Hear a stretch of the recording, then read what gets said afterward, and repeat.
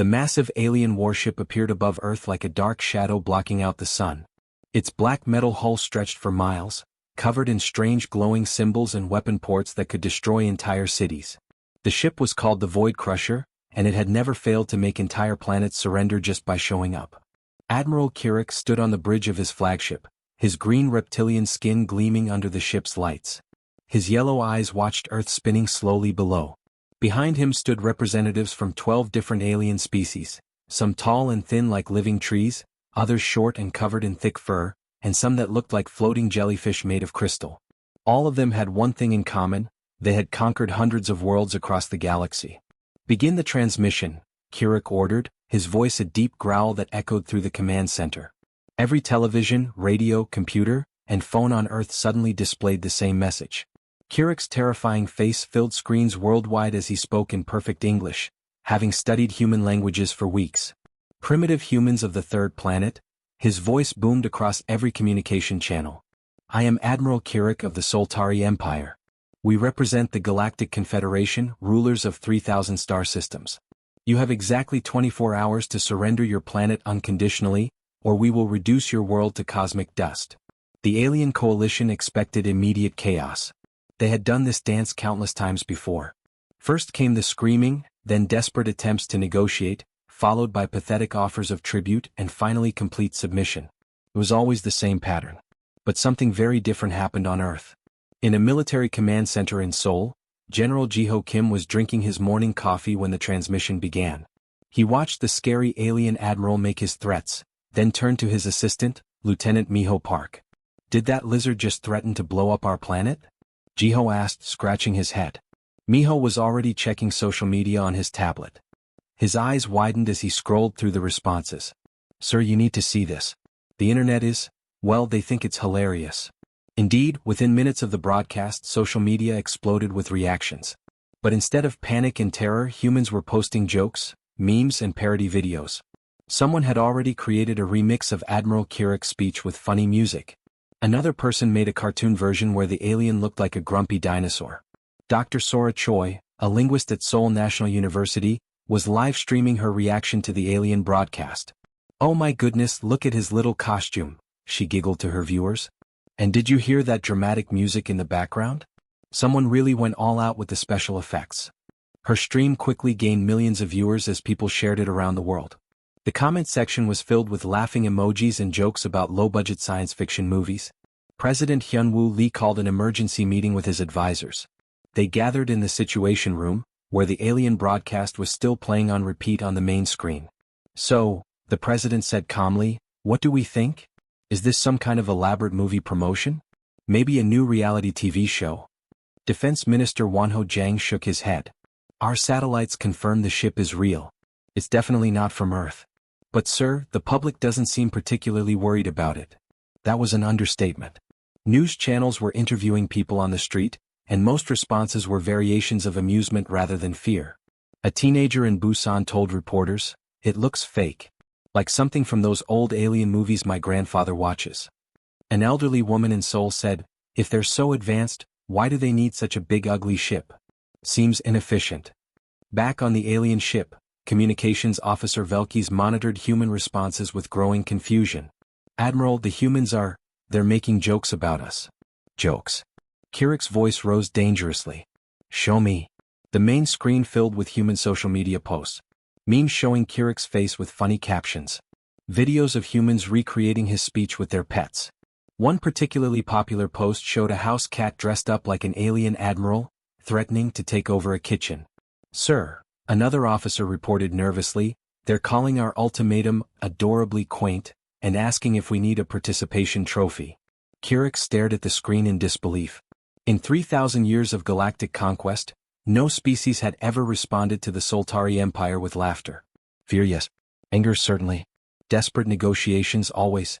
But never had an entire planet treated their most serious threats like a comedy show. The crystalline jellyfish ambassador floated forward. "Perhaps they do not understand the gravity of their situation?"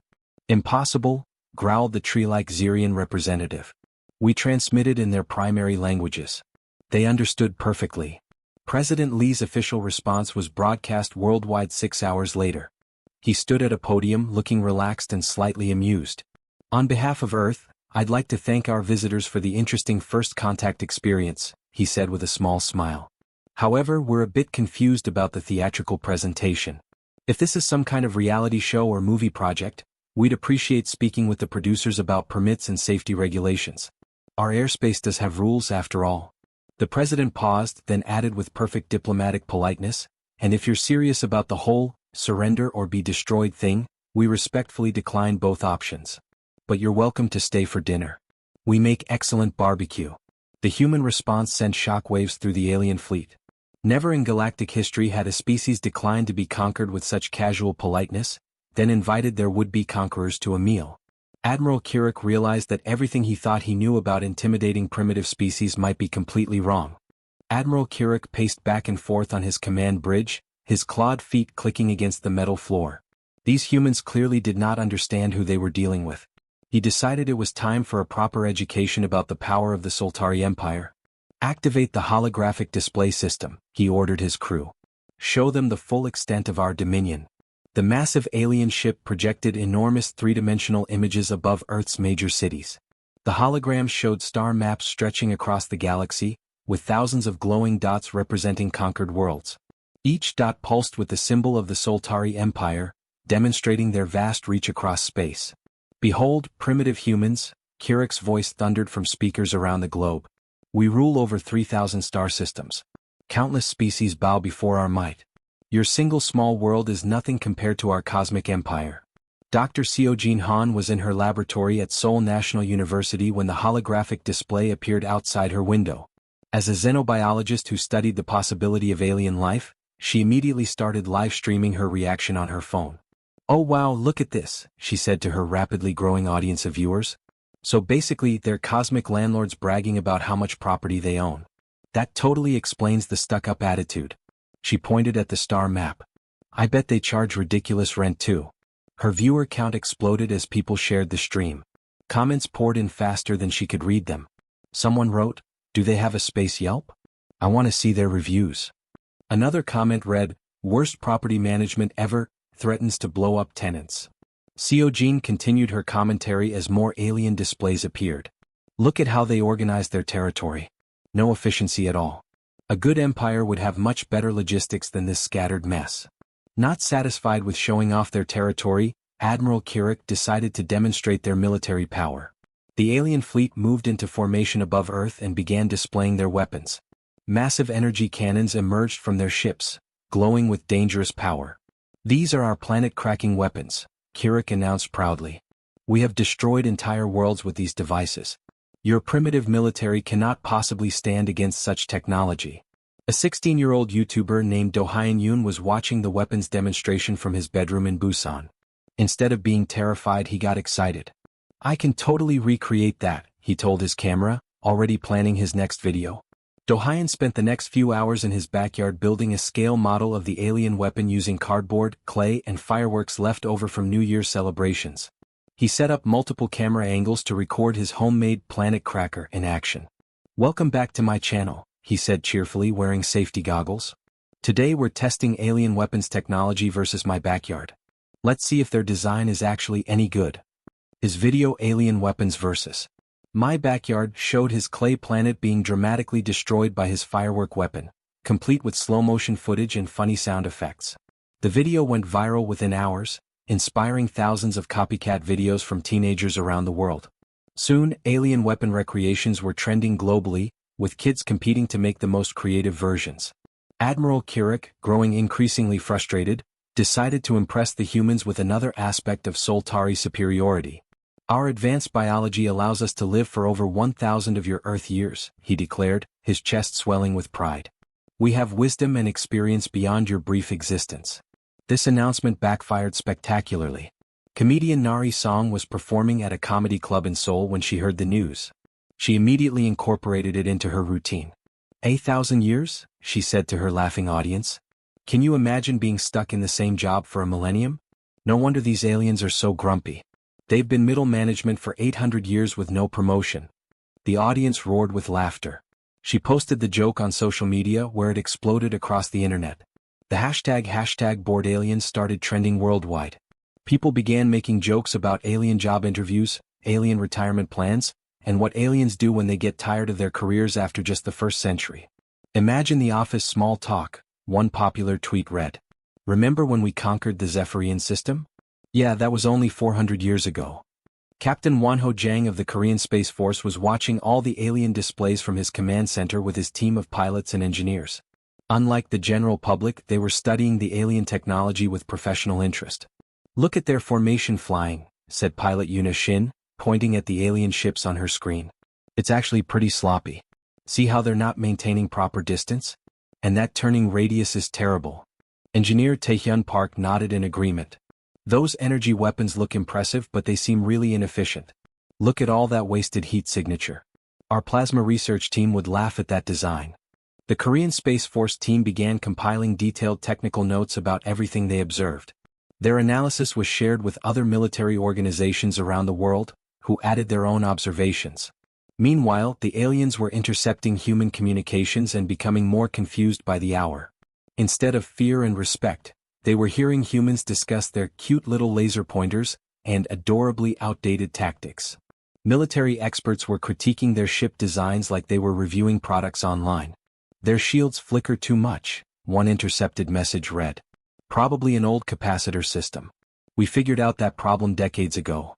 For the first time in galactic history, a species was not only unimpressed by their conquerors but was actively criticizing their performance like disappointed customers leaving bad reviews.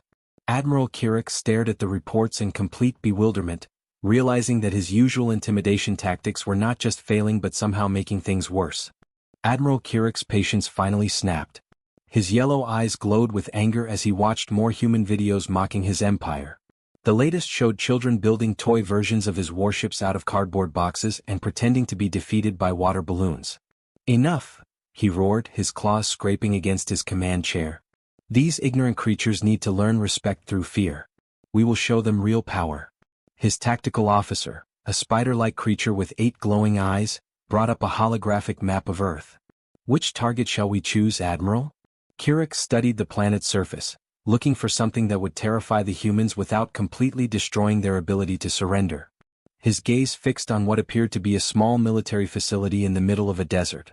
The base looked minor, probably just a research station with a few dozen personnel. There, he pointed with one clawed finger. That little installation in the Nevada desert. It looks unimportant enough that its destruction will serve as a warning without being too devastating. Target it. What Admiral Kirik did not know was that the facility was called Joint Base Prometheus, and it was anything but unimportant. Hidden beneath the desert sand was one of Earth's most advanced research centers, where scientists tested experimental technology that existed nowhere else in the galaxy. Dr. Juno Kim was in the middle of explaining quantum mechanics to a group of visiting engineers when the base's alarm system suddenly activated. Red lights flashed throughout the underground complex as warning sirens wailed. Incoming alien attack detected, announced the computer's calm voice. All personnel to battle stations.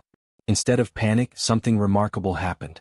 Dr. Mira Lee, Juno's research partner, literally jumped up from her desk with excitement. Finally, she shouted, clapping her hands together. We've been waiting months to test the new defense systems in real combat. Juno grinned widely as he ran toward the main control room. Taeyong, he called to his chief engineer. Stop whatever you're doing and activate the fun protocols. Engineer Taeyong Woo was already at his control station, his fingers dancing across holographic displays. Defense grid coming online now, he replied with obvious enthusiasm. Should I enable the disco mode for the shields? Obviously, called out Isul Park from the weapons control station. If we're going to fight aliens, we might as well do it with style. High above the desert, Admiral Kirik's ships moved into attack formation. Their massive energy cannons began charging up, creating an ominous glow that could be seen for miles. These weapons had destroyed the capitals of 100 worlds. They had never failed to reduce their targets to nothing but smoking craters. Fire! Kirik commanded. Brilliant beams of deadly energy lanced down from the alien ships, carrying enough power to vaporize entire city blocks. The attack should have ended with the human facility completely eliminated and a clear message sent to the rest of Earth about the price of defying the Soltari Empire. Instead, something incredible happened. Shimmering energy barriers suddenly appeared around the base, deflecting the alien beams like mirrors reflecting light. But these were not ordinary shields. The barriers pulsed and flashed in perfect rhythm to music that was somehow being broadcast from the base itself. The defensive energy danced to the beat of Gangnam Style, creating a light show that was visible from space. "What in the name of the void is that?" gasped Kirik's tactical officer. Before anyone could answer, swarms of small human aircraft erupted from hidden launch bays around the base. These were not normal fighters. They moved in perfect coordination, performing aerial ballet while projecting holographic messages in multiple languages. The messages were not pleas for mercy or surrender offers. Instead, they roughly translated to, "Is that all you've got?" and "My grandmother hits harder than that."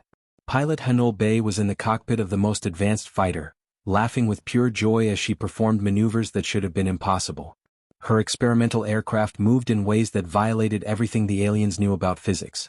"Their targeting systems can't even track me," she radioed to base control, spinning her fighter in a corkscrew pattern that somehow allowed her to accelerate while turning. "These aliens might be old, but their technology is ancient." The Soltari gunners tried desperately to hit the dancing human aircraft, but their targeting computers could not calculate flight paths for vehicles that seemed to ignore the laws of physics. Every shot missed while the human fighters continued their coordinated performance. Admiral Kirik watched in horror as his supposedly overwhelming attack was not just repelled but turned into some kind of entertainment show. His most powerful weapons were being deflected by shields that danced to music, while human pilots performed aerial stunts that made his battle-hardened veterans look clumsy. The engagement lasted exactly 17 minutes. When the alien ships finally stopped firing, the human base was completely undamaged. In fact, it looked like the people inside had enjoyed the entire experience. Dr. Juno's voice crackled over the communication channels, reaching both the alien fleet and military headquarters around the world. "Thanks for the stress test, guys. Our new defense systems worked perfectly. The shields held up great, and the response time for our fighters was excellent." There was a pause, then he added cheerfully, "Please send more challenging opponents next time." This was barely a warm-up exercise. In the depths of space, Admiral Kirik stared at his tactical displays in complete shock. His devastating demonstration of power had somehow become a human training exercise, and they were asking for stronger enemies to practice against. For the first time in his 1,000-year military career, he began to wonder if the Soltari Empire had made a terrible mistake. The alien fleet floated in confused silence above Earth as reports from the failed attack reached Admiral Kirik's command center. His officers stared at their screens in disbelief, trying to understand how their most powerful weapons had been turned into a light show by humans who seemed to treat warfare like a game. Deep in space, far from Earth, another ship watched the events unfold. The sleek vessel Sol's Pride had been hidden in the shadow of Earth's moon for weeks, completely invisible to Soltari sensors. On its bridge, Intelligence Officer Yerim Kong smiled as she monitored the alien communications. "They still don't understand," she said softly to her captain. "They think we're just lucky primitives." Captain Sunho Park stood beside her, studying the data flowing across multiple screens. Unlike the confused aliens, he knew exactly why humanity had responded to their threats with laughter. "I think it's time we educated them," he said calmly. "Show them what we really know." Yerim nodded and activated a communication system that the Soltari Empire had never seen before. Using quantum entanglement technology that connected instantaneously across any distance, she prepared to broadcast information that would shock the galaxy. "This is going to be fun," commented Commander Jaiwan Lim from her station. She had been looking forward to this moment for months. The transmission began without warning. Every screen on every Soltari ship suddenly lit up with human data files. Admiral Kirik gasped as he found himself staring at detailed maps of his empire's territory, complete with analysis of every military weakness, economic problem and political conflict. "Impossible," he whispered, his clawed hands gripping his command chair. "How do they know all this?" The first file showed the Xerian Rebellion, a secret war that had been raging in the outer territories for 50 years. The Soltari government had hidden this conflict from most of their own citizens, let alone other species. Yet here were humans displaying detailed battle reports, casualty figures and strategic analyses. "Sir," gasped his aide, a nervous creature with too many eyes, "they know about the Xerian Rebellion. They have documents we've never seen before." "Look at this," whispered another officer, pointing at his screen. "They have our food shortage reports from last month. These were classified at the highest levels." More files appeared, each one more shocking than the last. The humans had detailed information about the Empire's failing economy, the growing rebellion among conquered species, and the internal power struggles between different alien factions. They knew about secret military defeats that the Soltari had covered up, failed diplomatic missions, and even personal scandals involving high-ranking officials. Dr. Yunji Choi's voice suddenly filled every speaker on every alien ship as her analysis began broadcasting across the galaxy. Her tone was calm and professional, like a teacher explaining a simple problem to confused students. The Soltari Empire is essentially a failing corporation with delusions of grandeur, she explained matter-of-factly.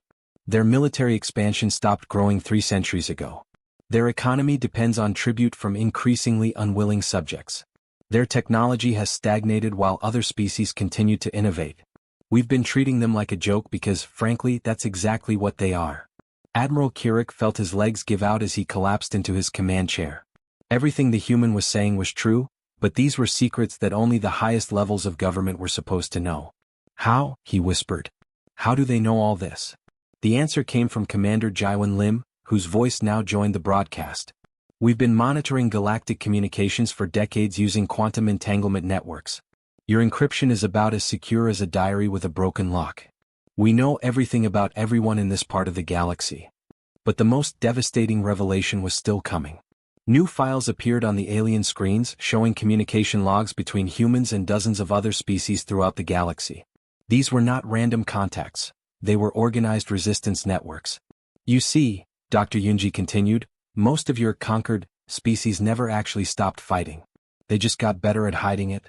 For the past century, resistance movements across your empire have been sharing information, coordinating efforts, and waiting for the right moment to act. A new voice joined the broadcast, speaking from a hidden base somewhere in Soltari territory. Resistance leader Hayek Nam's words sent shockwaves through the alien fleet. We've been waiting centuries for someone to call their bluff, he said with obvious satisfaction. The mighty Soltari Empire is held together by nothing but old reputation and empty threats. Half their fleet hasn't seen real combat in decades. Their weapons are outdated, their tactics are predictable, and their soldiers are more afraid of their own officers than their enemies. Admiral Kirik stared at his screens as more resistance leaders from across the galaxy added their voices to the broadcast. Species he thought were completely loyal were revealing decades of secret rebellion.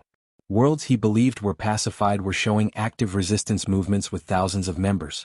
The Zephyrian mining colonies have been sabotaging production for 20 years, reported one voice.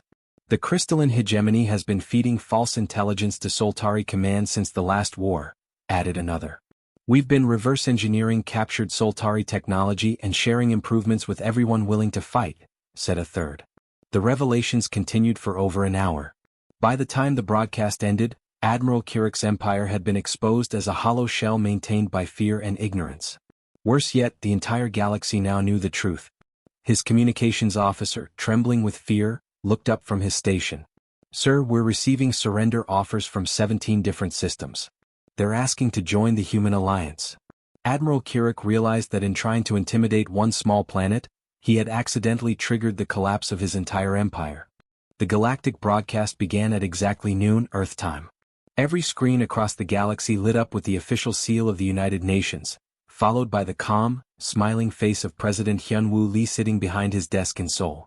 Good morning, afternoon, or evening to all intelligent species currently listening, he began politely. I am President Lee of Earth, and I have a business proposal that I believe will interest everyone. Aboard the Soltari flagship, Admiral Kirik watched with growing dread as the human leader's presentation began. After the devastating intelligence revelations, he knew this would not be good news for his empire. The screen changed to show a professional-looking woman in a business suit standing before a large holographic display. Hello everyone, said Diplomat Samino with a cheerful smile. Today I'll be presenting humanity's formal response to the current galactic situation. Let's start with slide 1. The holographic display showed a corporate-style presentation titled, Current Galactic Management Performance Review. Admiral Kirik's official portrait appeared on screen with a large red stamp across it reading, Fired for Incompetence. As you can see, Saman continued pleasantly, the current management has been underperforming for several centuries. Let's look at the numbers. Economist Jae Hyun-yu stepped forward with colorful charts and graphs that made the Soltari Empire's failures look even worse than they actually were. Your conquest-based economic model, he explained patiently, like a teacher talking to slow students, hasn't shown any real profit in over 300 years. In fact, you're currently operating at a loss when you factor in maintenance costs for your oversized military. A pie chart appeared showing the Empire's budget breakdown. Most of the spending went to maintaining their reputation through expensive displays of force, while actual productivity and innovation received almost nothing. Furthermore, Jaehyun added, your tax collection efficiency has dropped 40% in the last century as more systems find ways to avoid payments. This is basic business management, folks. Admiral Kirik felt sick as he watched his empire's private financial records being displayed for the entire galaxy to see. Every failed economic policy, every wasteful military spending decision, every cover-up of declining revenues was laid bare with ruthless accuracy. Diplomat Salmon returned to the center of the presentation. Now that we've established the current management's incompetence, let me present humanity's solution. We formally request admission to the Galactic Confederation, but not as subjects or tribute-paying members. She paused for dramatic effect, then smiled widely. We're proposing a hostile corporate takeover. Humanity would like to apply for the position of new galactic management. The next part of the presentation included video testimonials from species across the galaxy. These were the same resistance groups that had been secretly working with humans for decades. The humans actually listened to our suggestions, said a crystalline being from the outer rim. When was the last time a Soltari official asked for our input on anything? Their technology sharing program has advanced our civilization by centuries, added a furry creature from the gas giant systems.